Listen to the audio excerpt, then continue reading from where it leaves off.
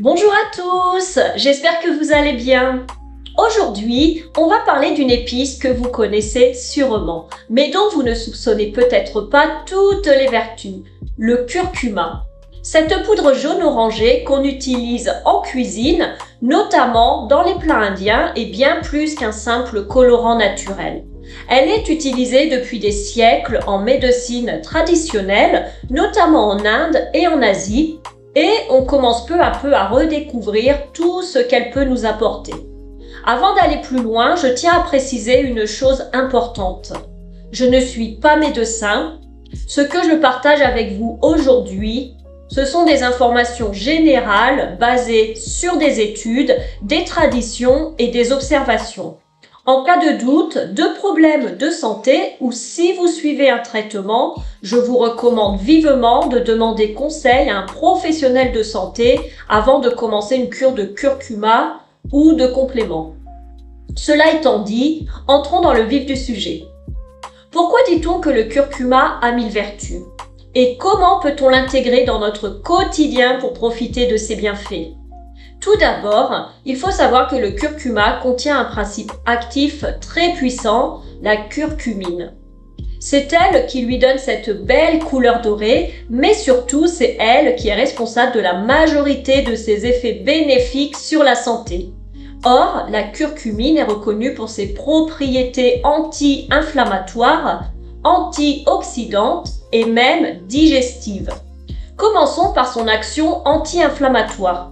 Alors, de nombreuses études ont montré que la curcumine peut contribuer à réduire l'inflammation chronique dans l'organisme.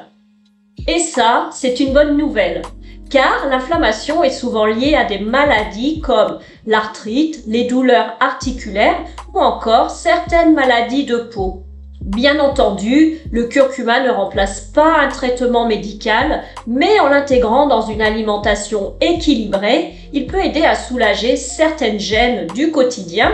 En parallèle, la curcumine est aussi un puissant antioxydant. Elle aide à protéger les cellules de l'organisme contre le stress oxydatif qui est lié au vieillissement prématuré et à diverses maladies.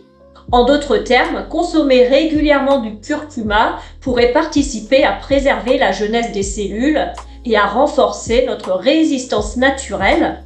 Mais ce n'est pas tout. Le curcuma est également reconnu pour son effet bénéfique sur la digestion. Dans la médecine ayurvédique, on l'utilise depuis longtemps pour stimuler le foie, favoriser la production de bile et améliorer le confort digestif après un repas copieux. Alors si vous avez parfois l'impression de digérer lentement, une infusion ou un plat à base de curcuma pourrait vous aider à vous sentir plus léger. Et ce n'est pas fini. Certaines recherches explorent même les effets potentiels de la curcumine sur le cerveau. Elle pourrait, selon certaines études, soutenir les fonctions cognitives et avoir un effet positif sur l'humeur, en réduisant par exemple les symptômes liés au stress ou à la fatigue mentale. Ce n'est pas une solution miracle, bien sûr, mais c'est intéressant à savoir. Alors maintenant, une question importante se pose. Comment consommer le curcuma pour qu'il soit efficace? Parce que oui, il y a un petit piège. La curcumine, toute seule, est mal absorbée par notre organisme, mais bonne nouvelle, il existe une astuce toute simple pour en profiter pleinement. Il suffit d'ajouter un peu de poivre noir à votre curcuma. Le poivre contient de la pipérine qui augmente l'absorption de la curcumine de façon spectaculaire.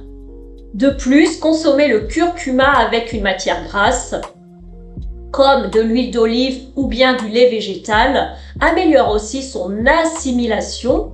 Alors, concrètement, comment l'utiliser au quotidien?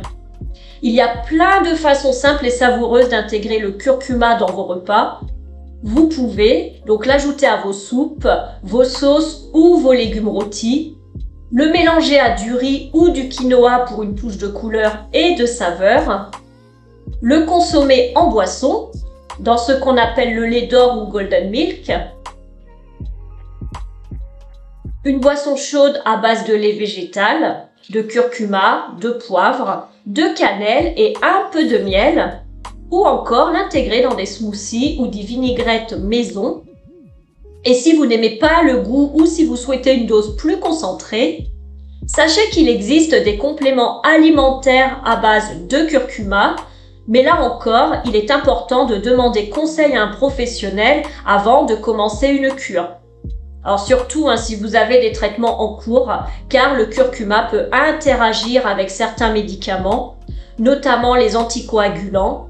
Comme vous pouvez le voir, le curcuma a vraiment de nombreuses vertus. Et ce n'est pas un hasard s'il est surnommé l'or de l'Inde. Alors bien sûr, ce n'est pas une solution magique à tous les problèmes, mais en l'utilisant régulièrement dans le cadre d'un mode de vie sain et équilibré, il peut devenir un vrai allié pour votre bien-être. Alors, dites-moi en commentaire, est-ce que vous utilisez déjà le curcuma? En cuisine? En infusion? Sous forme de complément? Je suis curieuse de savoir comment vous l'intégrez à votre routine.